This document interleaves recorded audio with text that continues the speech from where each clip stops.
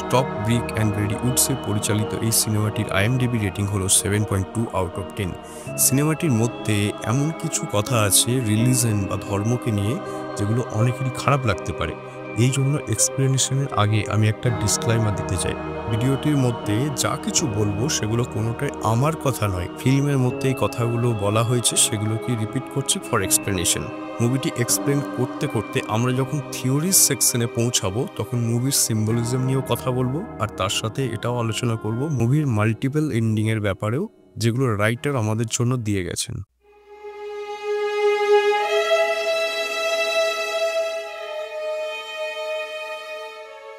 সিনেমার শুরুতে আমরা মরমনস দেখতে পাই, যারা কিছু নোংরা কথা বলছিলেন, যেমন ছেলেদের private part, sex, adult film etcetera etcetera, এই সমস্ত ব্যাপারে। যারা মরমন শব্দটা অর্থ জানেন না তাদের জন্য বলে রাখি, ইনারা হলেন the Church of the Jesus Christ Latter Day সেন্টকে রিপ্রেজেন্ট করে। মানে এনাদের কাজ হচ্ছে খ্রিস্টানিজমকে প্রমোট করা। প্রথম লেডির নাম হলেন সিস্টার বার্নস, আর দ্বিতীয় লেডির নাম হলো sister Paxton. Sister Barnes confidence and bold নেচারের, উল্টো দিকে সিস্টার প্যাকসন একটু লাজুক প্রকৃতির। এদের দুজনকার বয়স ওই অ্যারাউন্ড 19 থেকে 20-র মধ্যে হবে। আজকালকার নিউ জেনারেশন ইয়াং কিডস যারা আছেন তারা অনেকেই রিলিজন, রিচুয়াল এগুলোকে ফলো করেন না।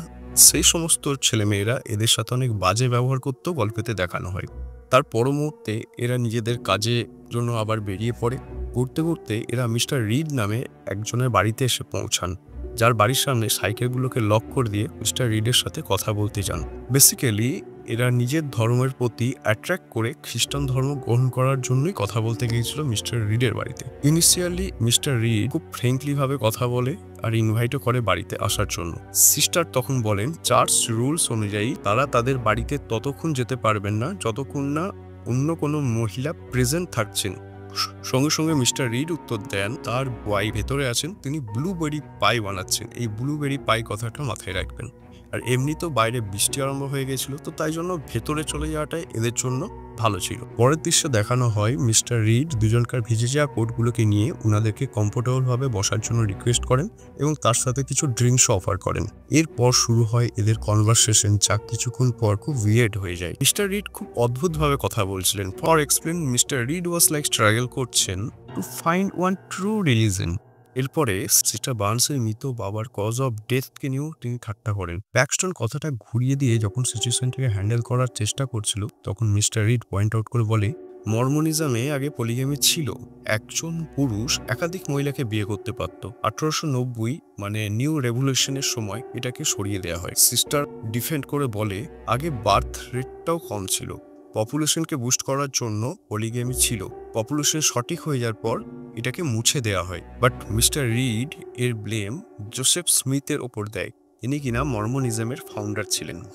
এরপর মিস্টার রিড রিলিজনকে ফাস্ট ফুডের সাথে কম্পেয়ার করতে থাকে। যেমন বলে বার্গার কিং, ম্যাকডোনাল্ড, এই সমস্ত ফাস্ট ফুড ব্র্যান্ড অনেকেই আমরা পছন্দ করে থাকি, কিন্তু এই সমস্ত ফাস্ট ফুড ব্র্যান্ডরা যেমন নিজেদেরকেই সর্বসর্বা মনে করে থাকে, ঠিক প্রত্যেকটা রিলিজনও তারাই হলো ট্রু রিলিজন। অ্যাকচুয়ালি কাছ থেকে দেখলে nothing is true.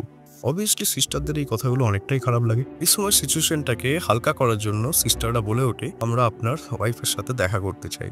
Mister read চলে যান তার ওয়াইফকে ডাকতে পাশের ঘরে।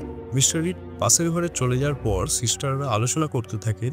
মিস্টার রিডের হাবভাব থেকে কোনোভাবে মনে হচ্ছিল না তার বাড়িতে উনি ছাড়া আর কেউ আছেন বা কোনো মহিলা এই বাড়িতে আছেন। এখানে একটা কথা বলে রাখি, কথাবার্তার মাঝখানে প্যাক্সটন একটা কথা বলেছিল মিস্টার রিডকে, যখন আমি মারা যাব তখন আমি একটা বাটারফ্লাই হয়ে আসতে চাই এবং আমার কাছের মানুষদের কাছে আমি থাকতে চাই এবং তার হাতের আঙুলের ওপর বসতে চাই, তাতে সেই কাছের মানুষটা বুঝতে পারে যে আমি প্যাক্সটন ফিরে এসেছি। এখন এই কথাটা যে আমি এখানে কেন বলছি সেটা এখন না হলেও গল্পের শেষে অবশ্যই এটা বোঝা যাবে। মিস্টার রিড যাওয়ার পরেই বার্নস ডিসকভার করে যে ক্যান্ডেলটা ঘরের মধ্যে জ্বলছিল, যেটা কিনা নিভিয়ে দেওয়া হয়েছে, সেই ক্যান্ডেলটা ব্লুবেরি পাই অ্যারোমার। তার মানে হচ্ছে ওই ক্যান্ডেলটা থেকে ব্লুবেরি পায়ের একটা স্মেল আসছিল। এর মানে ওই বাড়িতে কেউ ব্লুবেরি পাই আসলে বানায়নি। তার মানে মিস্টার রিডের কোনো ওয়াইফ এই বাড়িতে নেই। মিস্টার রিড ইনাদেরকে ফাঁসাতে চাইছে।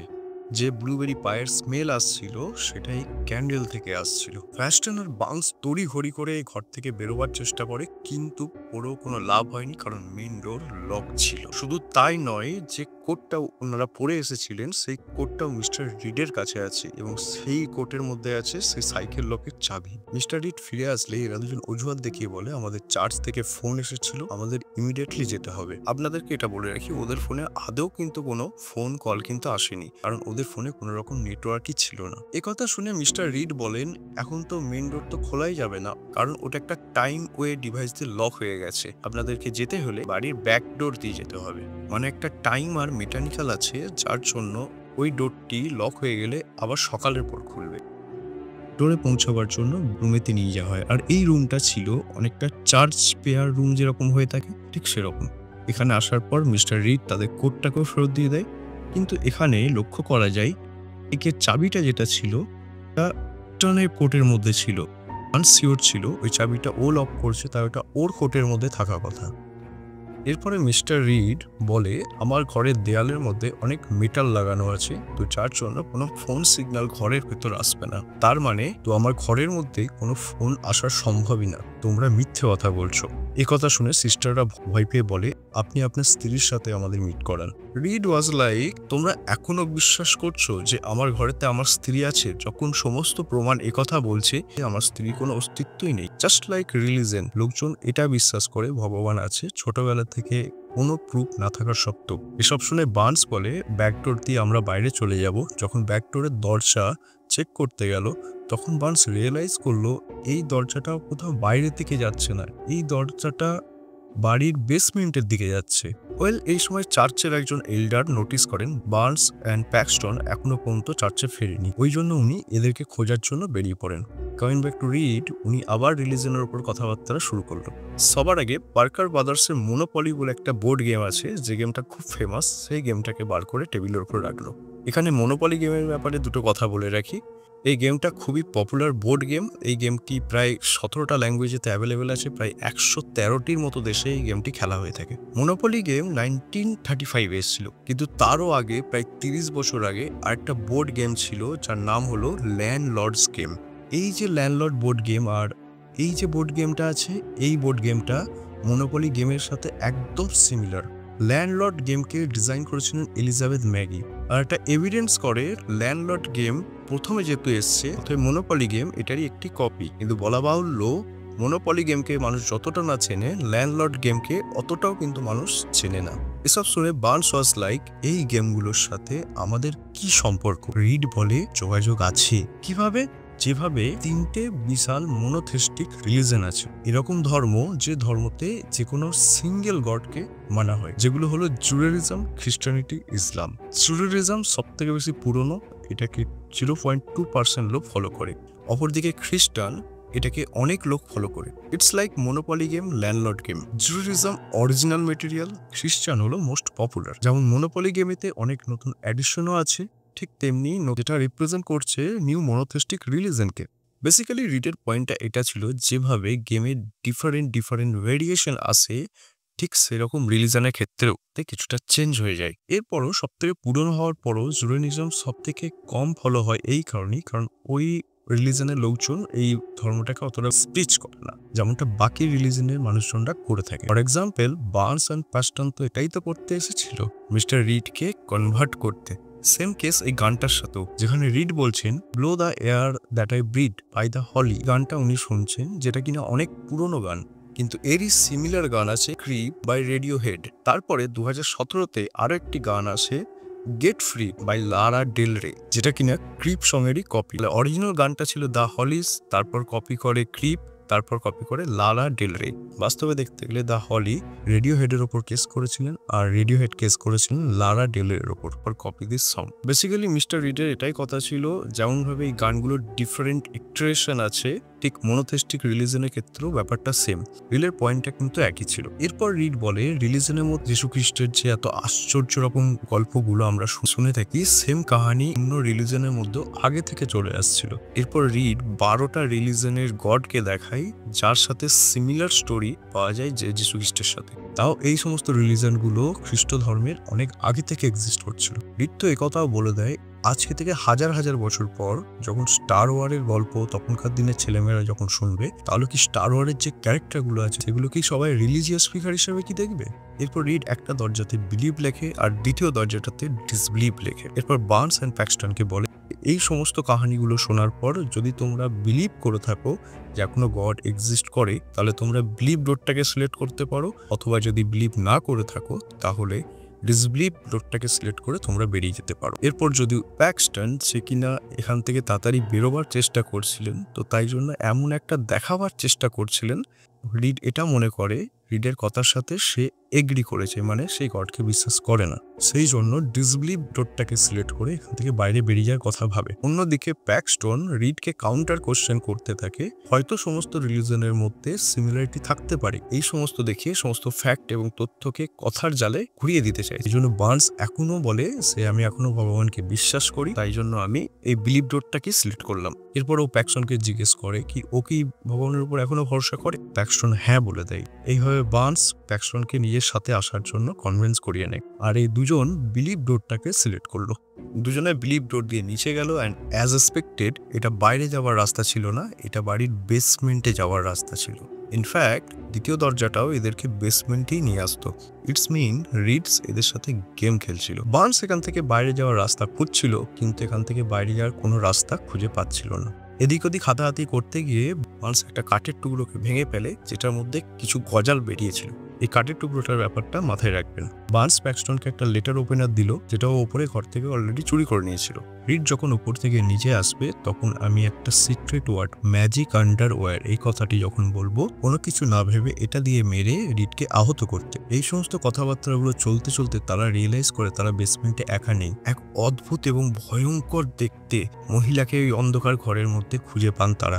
ওপরে ঘরে মিস্টার রিডকে দেখানো হয়, যিনি কিনা এই ঘরের একটা নিচের বেসমেন্টের মডেলের সাথে বসছিলেন এবং সমস্ত টাইমারগুলোকে সেট করছিলেন, যেটা প্রেডিক্ট করায় এই সমস্ত জিনিস উনি আগে থেকে প্ল্যান করেছিলেন।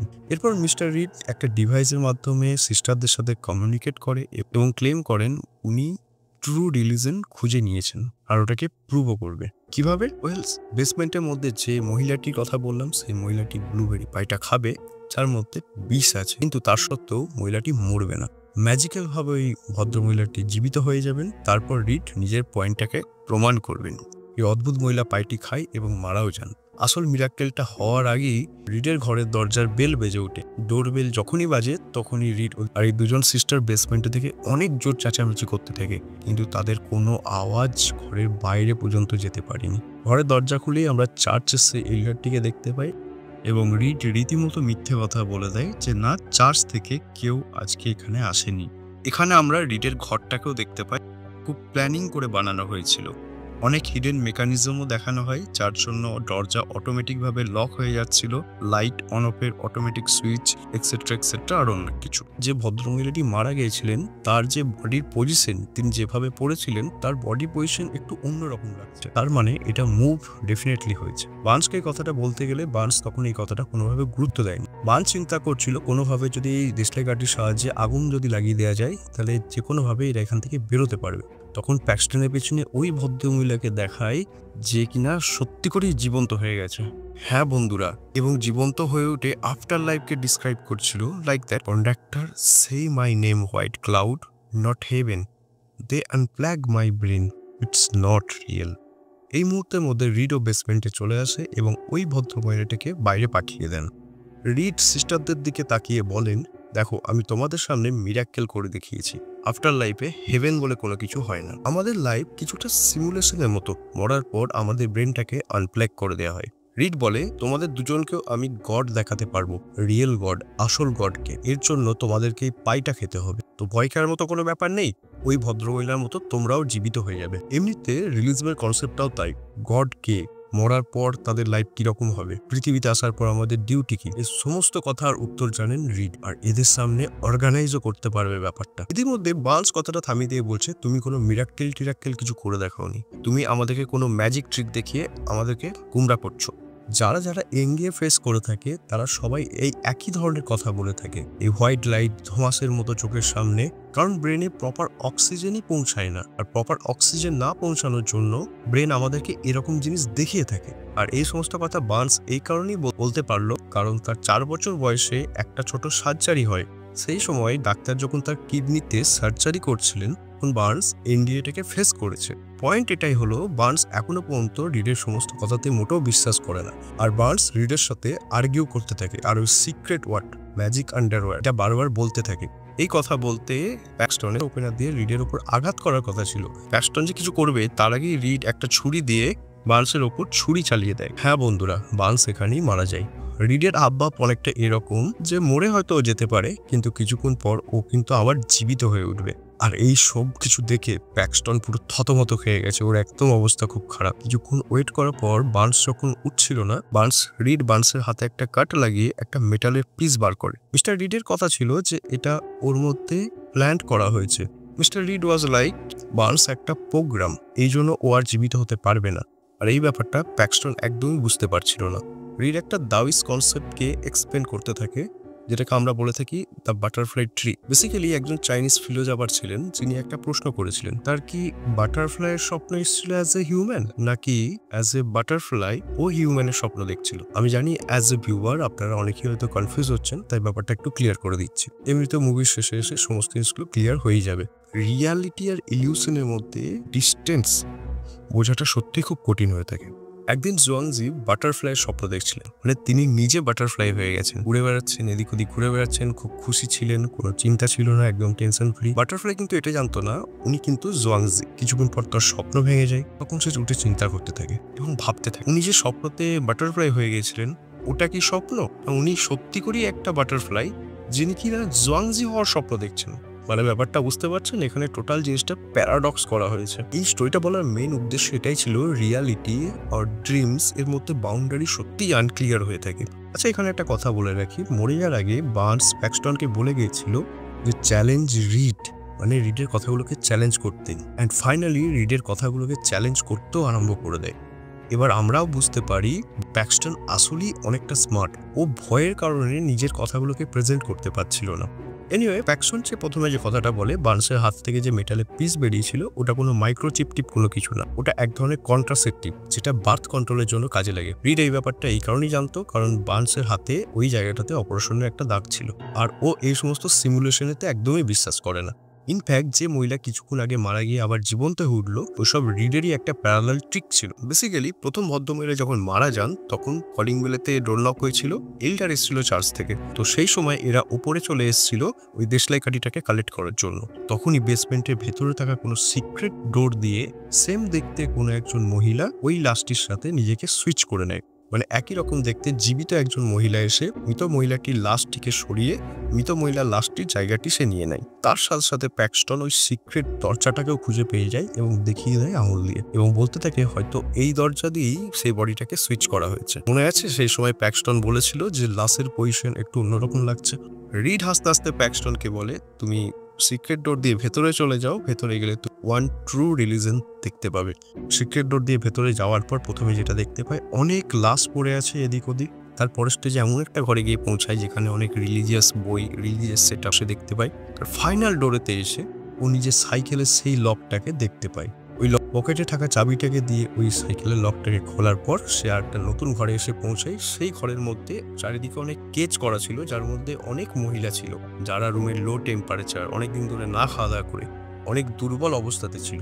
প্যাক্সটনের এদেরকে দেখে খুবই কষ্ট হয়। অন্যদিকে দ্বিতীয় সাইড থেকে রিড চলে আসে এবং প্যাক্সটনকে জিজ্ঞেস করে, তুমি কি এখনো ফিগার আউট করতে পেরেছো ওয়ান ট্রু রিলিজন কোনটা? এই সময় প্যাক্সটন এক্সপ্লেন করে শুরু থেকে কিভাবে রিড তাদের সাথে এই খেলাটা খেলছিল। প্রথমে রিড এদের কোট নিয়েছিল, কোট নিয়ে বার্নসের পকেট থেকে সাইকেলের চাবিটা বার করে সাইকেলগুলোকে প্রথমে সাইড করেছিল।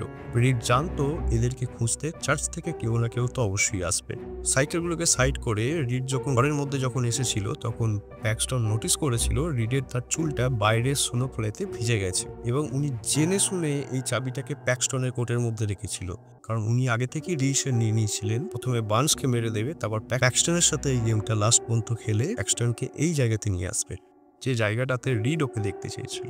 রিডের হিসাবে ওয়ান ট্রু রিলিজন হলো কন্ট্রোল। হ্যাঁ বন্ধুরা, রিড মনে করে হিউম্যানকে কন্ট্রোল করাটাই হলো সব থেকে বড় কাজ। হ্যাঁ বন্ধুরা, রিড আসলে একজন এথিস্ট মানে নাস্তিক। তিনি মনে করেন মানবজাতির সব থেকে বড় ধর্ম হলো মানুষকে কন্ট্রোল করা, আর এটাই সমস্ত ধর্ম নাকি এতদিন ধরে করে এসেছে। বন্ধুরা, রিড একজন নাস্তিক। তিনি এটা বিশ্বাস করেন যে হিউম্যানকে কন্ট্রোল করাটাই হলো সব থেকে বড় ধর্ম, আর এটাই প্রত্যেকটা রিলিজন করে এসে থাকে। এই মহিলাগুলোকে এইভাবে রাখে তার কারণ হচ্ছে it's easiest to control someone who lost everything. জীবনে কোনো আপদ বিপদ এলে রিলিজিয়াস মানুষজনরা সেই সময় তাদের হাতে ধর্মীয় বই, ধর্মীয় বাণী ছড়িয়ে দেওয়ার চেষ্টা করে, কারণ সেই সময় মানুষজন অনেকটা ভালনারেবল হয়ে থাকে। লেডি যে কিনা পাই খেয়ে মরে যাবে জেনেও বিশ্বাস করছিল এরপরও সে জীবিত থাকবে। এর আগেও আমি তাকে সেই মিরাক্কেল দেখিয়েছি। রিড বলে যে সমস্ত লোকগুলো আছে, লোক তুমি কি পড়বে, তুমি কি খাবে, ভালো কোনটা খারাপ, let them dictate your life your magic underwear. উনি রিড ম্যাজিক আন্ডারওয়্যার কথাটা বলল, প্যাক্সটন ওপেনার দিয়ে রিডের ওপর আঘাত করে। এরপর প্যাক্সটনকে এখান থেকে পালিয়ে চলে আসতে দেখি। প্যাক্সটন এখন বার্নসকে দেখতে আসে, আর পেছু পেছু আহত রিডও আসে। প্যাক্সটনের পেটের মধ্যে ছুরি চালিয়ে দেয়। প্যাক্সটন আর রিড মাটিতে লুটিয়ে পড়ে যায়। রিড বলে ওর আস। এখানে গ্রেট এক্সপেরিমেন্টের কথা বলে। হঠাৎ করে বার্নস উঠে পড়ে সেই যে কাঠের টুকরোটার কথা বলেছিলাম গজাল আটকে আছে, সেইটা দিয়ে রিডের মাথার ওপর আঘাত। রিডও মারা যাতে প্যাক্সটনও মারা যায়। বন্ধুরা, বার্নসের মধ্যে একটুখানি প্রাণ ছিল এবং শেষ পর্যন্ত রিডকে মেরে সে তার প্রাণ বিসর্জন দিল। এখন যাওক মা করে উঠে উপরে ঘরে যায় এবং উপরে ঘরে গিয়ে একটি মিনিয়েচার মডেলকে দেখে এই ঘর থেকে বেরোবার রাস্তা খুঁজে বার করে। আমরা দেখতে পাই ভেন্টিলেটর দিয়ে প্যাক্সটনকে বাইরে বেরোতে। বাইরে যখন সে পৌঁছায় তখন চারিদিকে স্নোফলেতে ভরে গিয়েছিল। প্যাক্সটনের হাতের ওপর একটা বাটারফ্লাই এসে বসে। মুভমেন্টে দেখায় ওই যে বাটারফ্লাই যেটা হাতের আঙুলের উপর বসছিল সেটা অদৃশ্য হয়ে যায়। হেরিটিক ফিল্মটি শেষ হচ্ছে। এই পয়েন্টটা থেকে আমরা থিওরি সেকশনে এবার এন্ট্রি করছি। তো এখানে দুটো থিওরিজ আছে।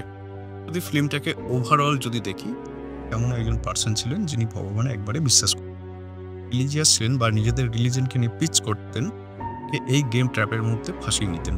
তার হিসাবেতে কন্ট্রোলটাই হলো ওয়ান ট্রু রিলিজন। যে এন্ডিংটা সেটাকে আমরা দুটোভাবে দেখতে পারি। ফিল্মের মধ্যেই বলে দিয়েছে, পয়েন্ট হলো বিলিভ, টু পয়েন্ট হলো ডিসবিলিভ। হিসাবে বার্নস কোনোভাবে ওঠে এবং রিডকে মেরে ফেলে, তো যার জন্য প্যাক্সটন বেঁচে যায়। শেষে বার্নস বাটারফ্লাই হয়ে উড়ে এসে ওর হাতেতে এসে বসে। প্যাক্সটন বলেছিল আমি মরে যাওয়ার পর আমি বাটারফ্লাই হয়ে থাকতে চাই, পার্টিকুলারলি হাতের ওপর এসে আমি বসতে চাই। সামনের মানুষটা যাতে বুঝতে পারে ইনি হলেন Paxton, is also there for her. Burns করেছিল প্যাক্সটনের সাথে, প্যাক্সটন যাতে বুঝতে পারে এটা বার্নস মানে ভগবানের এক্সিস্টেন্সটাকেও প্রমাণ করে দেয়। বিলিভ করছে ভগবান। সি বিলিভ যে এক্সিস্টেন্স সেটাকেও প্রমাণ করে দেয়। ভগবানে বিশ্বাসী যেমন আমাদের মতো সবাই, তারা প্রত্যেকেই এই থিওরিটাকেই মেনে চলবে। কথা বলি ডিসবিলিভ থিওরির ব্যাপারে। তিনি বেসমেন্টের মধ্যেই মরে গিয়েছিলেন। আসার যে দৃশ্যগুলো আমরা দেখেছিলাম এগুলো প্যাক্সটনের হ্যালোসিনেশন ছিল। হঠাৎ করে কি করে উঠে পড়তে পারেন, সে তো মরে গিয়েছিল। পয়েন্ট হলো ওই ডায়াগ্রামটা দেখে কি করে ও এত তাড়াতাড়ি এখান থেকে বেরিয়ে যাওয়ার রাস্তাটা পেল।